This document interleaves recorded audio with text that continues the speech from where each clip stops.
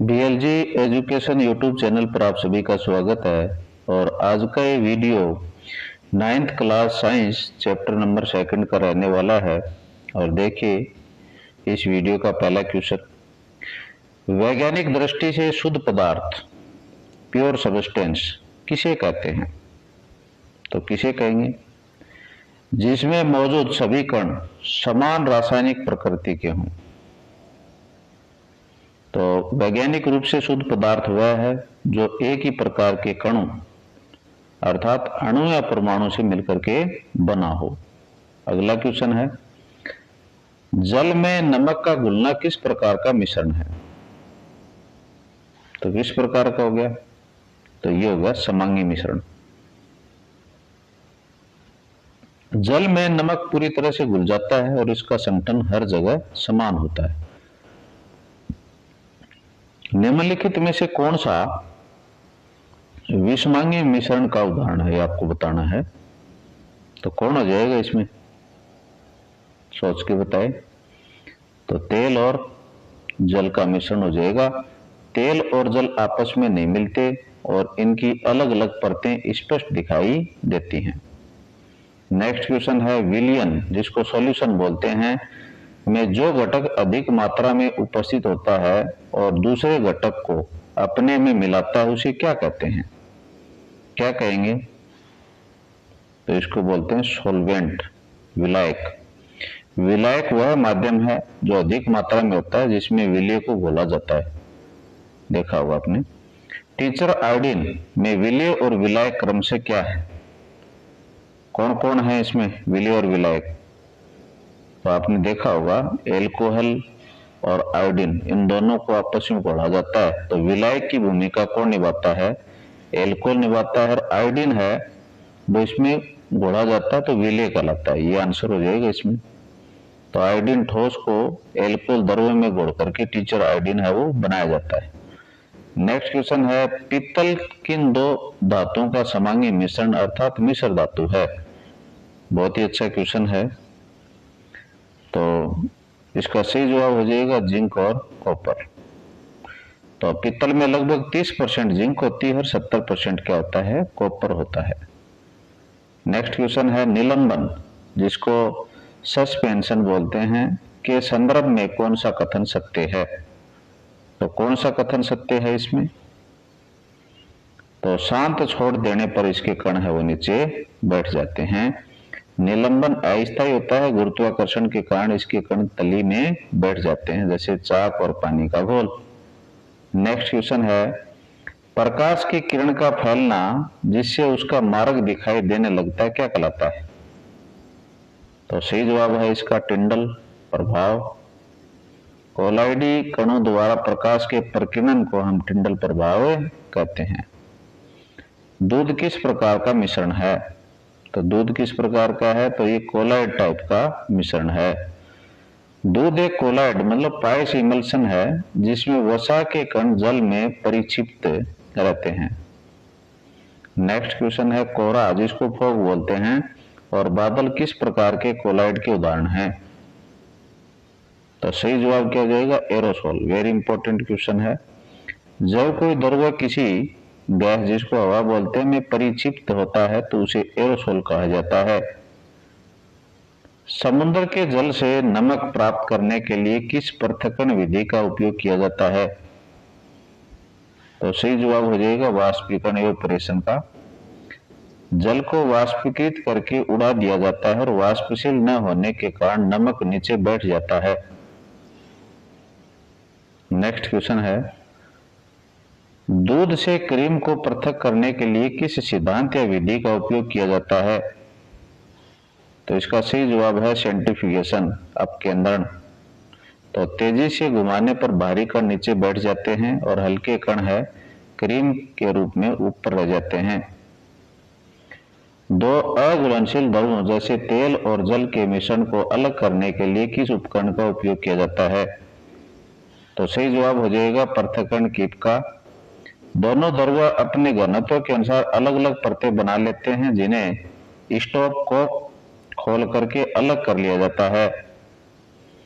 नमक और कपूर के मिश्रण को अलग करने के लिए कौन सी विधि अपनाई जाती है? तो कौन सी अपनाई जाती है भाई? ऊर्ध्वपातन, सब्लिमेशन। कपूर गर्म करने पर सीधे गैस में बदल जाता है, जबकि नमक है वो ठोस ही रहता है। नेक्स्ट क्वेश्चन है, क्या काली स्याही में उपस्थित विभिन्न रंगों मतलब डाई को पृथक करने के लिए किस तकनीक का उपयोग किया जाता है?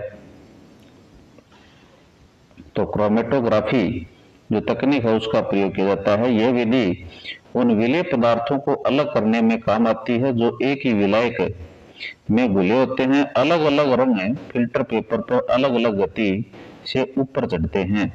नेक्स्ट क्वेश्चन है, दो घुलनशील द्रवों जैसे एसीटोन और जल जिनके क्वथनांकों में पर्याप्त अंतर मतलब 25 केल्विन से अधिक है, उन्हें कैसे अलग किया जाता है?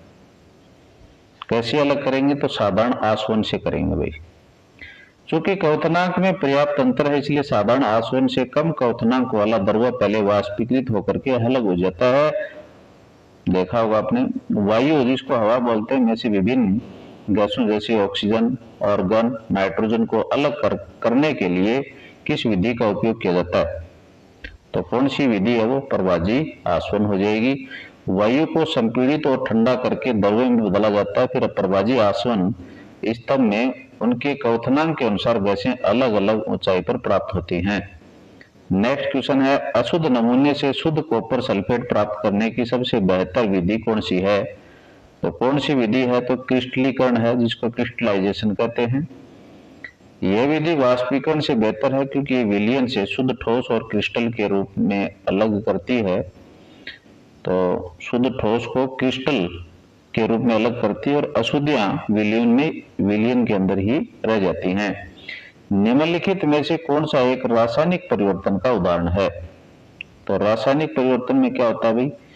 नया पदार्थ बनता है, लेकिन भौतिक में ऐसा नहीं होता है। तो इसमें नया पदार्थ किस में बन रहा है? कांच टूट रहा है, रिसाइकल हो जाएगा। बर्फ पिघल रही है, दोबारा से बर्फ बना सकते हो। जल का उबलना, तो गैस बने, गैस को वापिस ठंडा करके जल बनाया जा सकता है। तो लोहे पे जंग लगता है, तो जंग तो क्या हो जाएगा? रासायनिक परिवर्तन हो जाएगा। तो जंग एक नया पदार्थ है जो लोहे और ऑक्सीजन की प्रतिक्रिया से बनता है और ये एक रासायनिक परिवर्तन है। नेक्स्ट क्वेश्चन है, तत्व जिसको एलिमेंट बोलते हैं सबसे पहले प्रयोग किस वैज्ञानिक ने किया था? तो ये शब्द सबसे पहले काम में किसने लिया था, ये आपको बताना है। तो सही जवाब है रॉबर्ट बॉयल ने।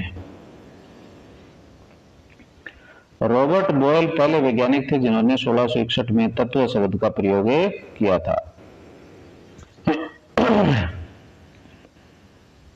धातुओं का वह गुण जिसके कारण उन्हें हथौड़े से पीट करके पतली चादरों में बदला जा सकता है, क्या कहलाता है? तो आघात वर्धनीयता आ जाएगा इसमें। आघात मतलब चोट सह करके, वर्धन मतलब बढ़ना ही आघात वर्धनीयता है। सोने और चांदी में यह सबसे अधिक होती है। नेक्स्ट क्वेश्चन है, कमरे के तापमान पर कौन सी एकमात्र धातु द्रव अवस्था में पाई जाती है? तो कौन सी पाई जाती है? तो मरकरी, जिसको अपन पारा बोलते हैं। पारा एकमात्र ऐसी धातु है जो सामान्य तापमान पर द्रव होती है, इसलिए इसका उपयोग थर्मामीटर में होता है।